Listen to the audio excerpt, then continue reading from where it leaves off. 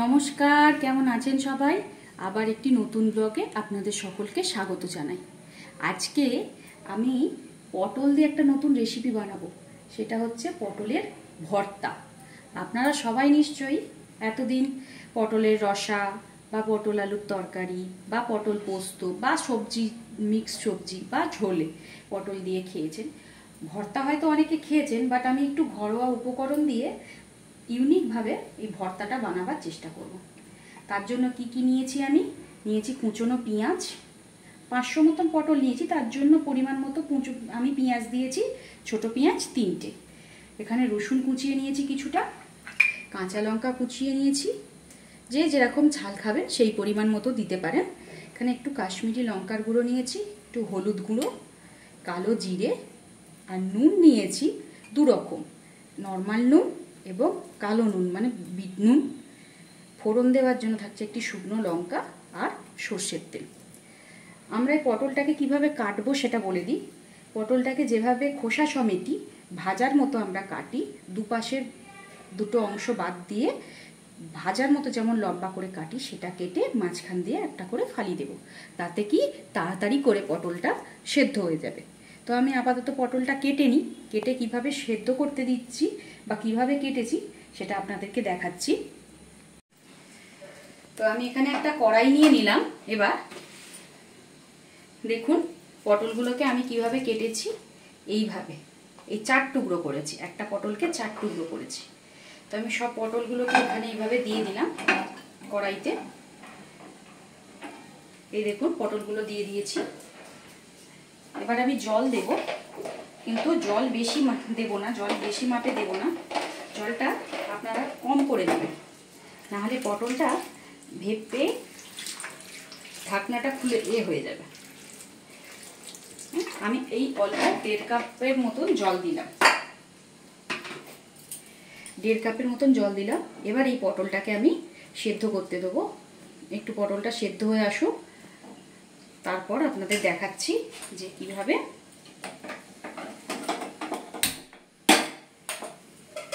এই ঢাকনা দিয়ে পটলটাকে সেদ্ধ করব।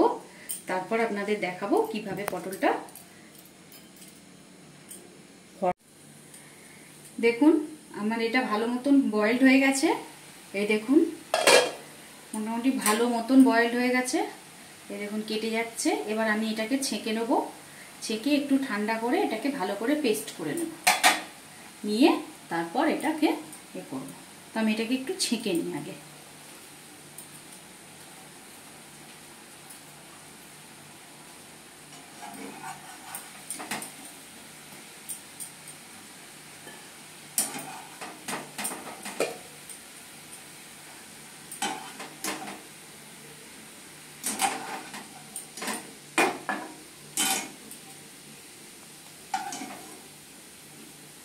এইভাবে আমি পটলগুলোকে ছেঁকে নিলাম। একটু এই পটলগুলোকে ঠান্ডা করব, ঠান্ডা করে নিয়ে তারপর পেস্ট করে নিয়ে এটা করব। আচ্ছা আমি একটা ওভেনে কড়াটা বসিয়ে নিয়েছি। এই দেখুন আমি কেমন এটাকে পেস্ট করে নিয়েছি, পটলগুলোকে সুন্দর করে পেস্ট হয়ে গেছে, একদম মিহি করে, একদম সুন্দর পেস্ট হয়েছে। তো সেটার জন্য প্রথমে আমি কড়াইতে দিয়ে দেব তেল, পরিমাণ মতো তেল দিয়ে দিলাম। আচ্ছা এই শুকনো লঙ্কা একটা ফোড়ন দিয়ে দেব,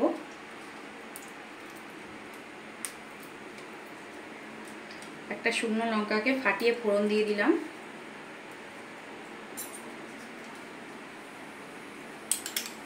এবার ছোট চামচের 1 চামচ কালো জিরে দিয়ে দিলাম। এবার এই দুটোকে একটু সটে করে নেব। একটু কালার এসে গেলে শুকনো লঙ্কাটায় সুন্দর ফ্লেভারও আসবে।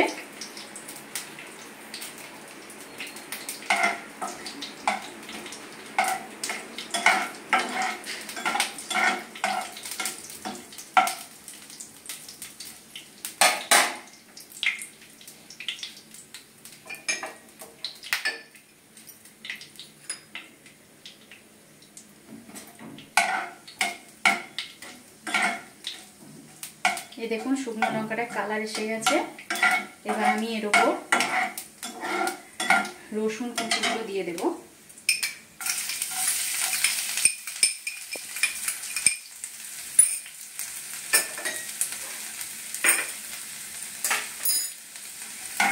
রসুন কুচিগুলো ততক্ষণ পর্যন্ত নাড়বো, একটু হালকা ব্রাউন কালার এসে যাবে ততক্ষণ পর্যন্ত এই রসুন কুচিগুলো একটু নাড়বো। নেড়ে নিয়ে তারপর একটু কাঁচা লঙ্কা কুচি দিয়ে আর একটু সটে করবো। এই দেখুন আমার রসুন কুচিগুলো হালকা করে কালার এসে গেছে। এটা একটু নেড়ে মিডিয়াম আঁচে করে নাড়লে আপনাদের সুবিধা হবে, কেন রসুনগুলো কুচোগুলো সিদ্ধ হয়ে যাবে ঠিকঠাকভাবে তেলের মধ্যে। এবার আমি কাঁচা লঙ্কা কুচি দিয়ে দিলাম, একটুখানি নেড়ে নেব।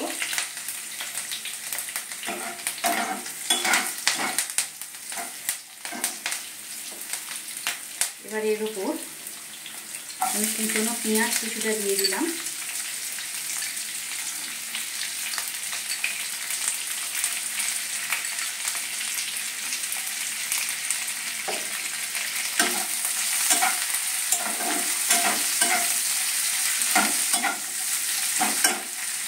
আমি পেঁয়াজটা ভেজে নিই, এর উপর দেব। এরপর এর ওপর একে একে সমস্ত মশলাগুলো দিয়ে একটু কষাবো। পেঁয়াজটা একটু নেড়ে নেড়ে ভেজে নিই। দেখুন পেঁয়াজটা মোটামুটি ভাজা হচ্ছে, হালকা ব্রাউন কালার এসে যাচ্ছে। আমি একটু গ্যাসের ফ্লেমটা বাড়িয়ে রেখেছি সেই জন্য টক করে এটা ভাজা হয়ে যাচ্ছে। এই দেখুন মোটামুটি অনেকটাই ভাজা হয়ে গেছে। এবার আমি এর উপরে একে একে সমস্ত মশলা দিয়ে দেব। 1 চা চামচ কাশ্মীরি লঙ্কার গুঁড়ো,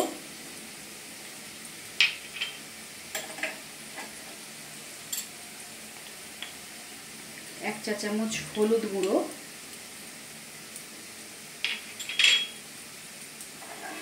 আর পরিমাণ মতো নুন। তো আমি এখানে 1/2 চা চামচ এমনি নুন দিলাম, আর একটু বিট নুন দিয়ে দিলাম, ওই 1/4 চামচ বিট নুন দিয়ে দিলাম। দিয়ে ভালো করে মশলাগুলোকে একটু কষিয়ে নেব। গ্যাসের ফ্লেমটা এই সময় একদম মিডিয়াম টু লো রাখবেন, কারণ নাহলে মশলাগুলো জ্বলে যাবে। দেখুন আমি কিন্তু গ্যাসের ফ্লেমটা একদম লো রেখেছি। মশলাগুলো ভাজা হয়ে এসেছে, এর থেকে কাঁচা গন্ধটা চলে গেলে আপনারা এর ওপর পটলের তৈরি করা যে পেস্টটা রয়েছে ওই পেস্টটা দিয়ে দেবেন। মনে রাখবেন পটলটা সেদ্ধ হলে একটু ঠান্ডা করে তবে পেস্টটা বানাবেন। পেস্টটা বানিয়ে মিহি করে পেস্ট বানাবেন। এবার আমি এর মধ্যে মশলাগুলো কষা হয়ে গেছে, আমি এর মধ্যে পটলের পেস্টটা দিয়ে দিচ্ছি।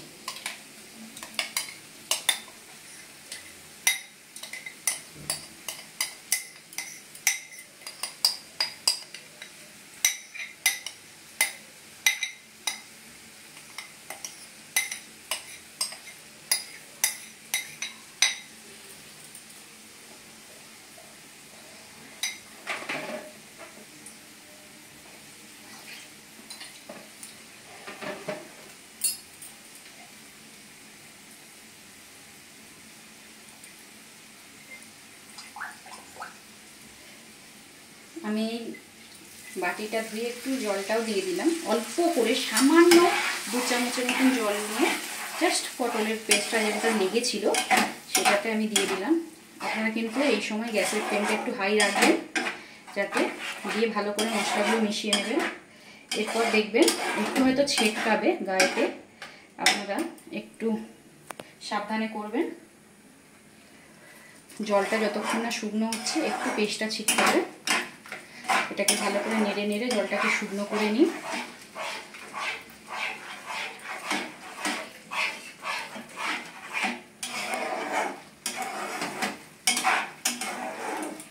দেখুন ধীরে ধীরে জলটা টেনে যাচ্ছে।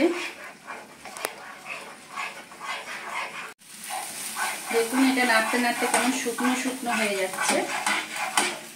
আপনারা ভালো করে এইভাবে নেড়ে নেড়ে যতক্ষণ না ভালো করে শুকনো হয়ে যাচ্ছে ততক্ষণ একটু এইভাবে নাড়তে থাকবেন। গ্যাসের ফ্লেমটা একটু বাড়িয়ে রাখবেন এই সময়টাতে, তবে নেড়ে যেতে হবে, নাহলে তলাতে লেগে যাবে।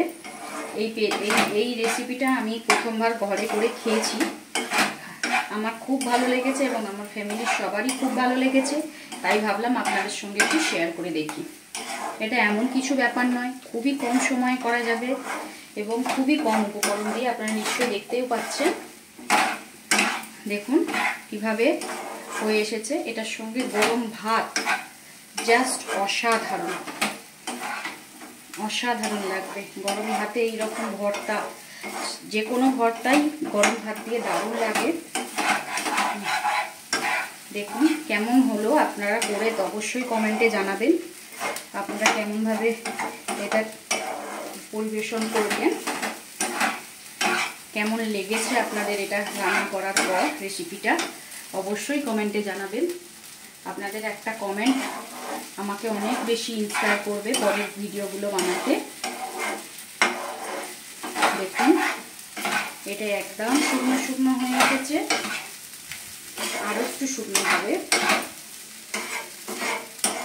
যাতে গায়ে না লেগে যায়, সেই জন্য কন্টিনিউয়াসলি এটাকে নাড়িয়ে যেতে হবে যাতে কড়াতে লেগেই না যায়। দেখুন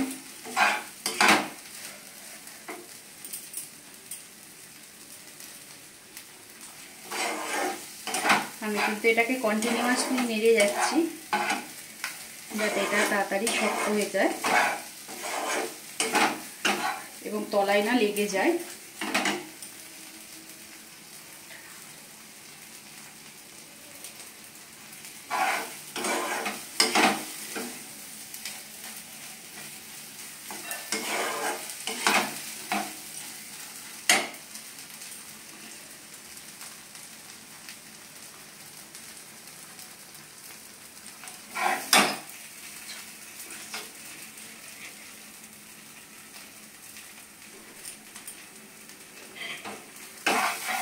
এই দেখুন এটা খুব সুন্দর শুকনো শুকনো হয়ে গেছে।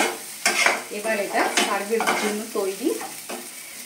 আপনারা এইটাকে একটু কাঁচা সর্ষের তেল দিয়ে সার্ভ করে দেবেন থালায়, ভাতের সঙ্গে, গরম গরম ভাতের সঙ্গে দারুণ লাগবে। আপনারা একবার টেস্ট করে দেখুন।